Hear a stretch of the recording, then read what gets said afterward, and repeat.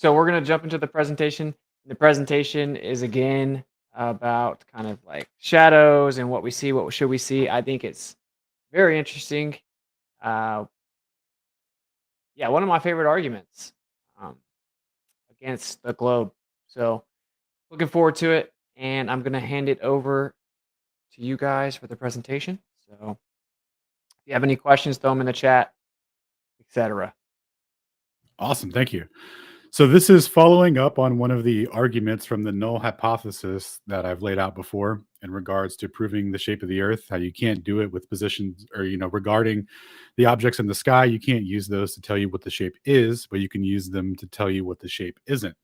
So evidence has been put forward that is said to be mutually exclusive of a globe, and it's a shadow at sunset from a mountain. And they're saying that basically this would only be possible if the sun's elevation angle was actually lower than the mountain, because the earth is rotating away from it, and the physical obstruction and the change in elevation with respect to the light source is causing this shadow to appear like it's being cast up into the clouds. So we're going to take a look and really examine this. I'll put the videos links in there as we go over them. These are extremely valuable videos and work that he did here.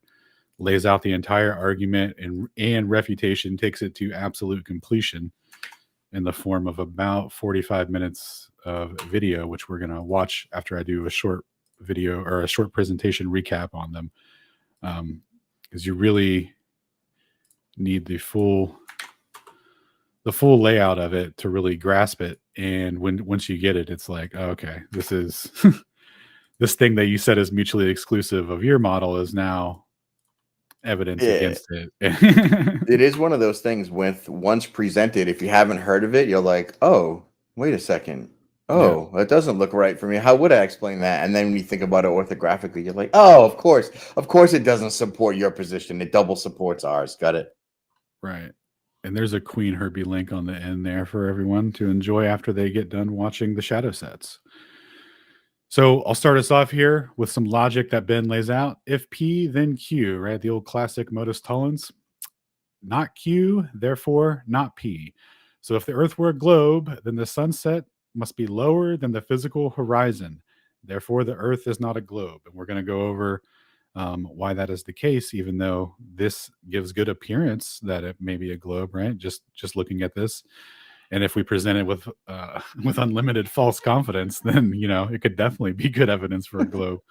So there's a couple of mountains that do this, but specifically one that we're going to cover will be Mount Rainier, and then Ben will go over some other ones. But the Mount Rainier one was actually modeled out by a civil engineer, and we could see exactly what the globe predicts versus what was what's observed. So that'll be interesting to go over here. So going on for years now, people, the globularist proponents have been arguing that this is mutually exclusive, only happens on a globe. You can go to Globe Guy McGloberson's YouTube channel and type in shadow sets or shadows or something like that. And you'll see, his video on this and the claims that are being made about it. And this is what they're still sticking to this day. After our recent TikTok endeavors, we went to go test out the argumentation. And what we found is that they're still making this claim of mutual exclusivity. They act like they've never seen examples of it in demonstrations. And luckily for us, not only are we going to go over the examples and counter arguments, we're actually going to look at some physical demonstrations of how this is replicated on a smaller scale. We're going to look at a rural demonstration. And since we can do the video here, we'll just briefly go over this. The premise is he has a light source that's always level. He's going to pull it away on this jack, so we know that the elevation angle never changes. And we see this is the starting location, so it's real close to the object, and then it gets further away as it gets pulled. Now we're going to look at what happens from the perspective of an observer on the ground as the apparent elevation angle changes with perspective as it gets further away, and we'll see the shadow that's being cast in there that replicates the same scenario. So here we're starting with the light source close, starting to get further away, and we see the shadow being cast up. We see the shadow down here. And in the same thing going on over here. We're seeing the same upward shadow, but we know that this light source is never below the object, right? But yet we're seeing the same optical effect that they're presenting as mutually exclusive to a globe. It's crazy how they do that. They take something that applies only to us, produced by a local sun, and they go, look, behold, globe evidence only for us, dumb flirf. And I can't, every single time you look into that, it's switched. That's crazy. Flat and level. Not changing height to the sun, just goes away. You will see from the other angle that it goes down due to perspective. As it goes down, as the sun sets,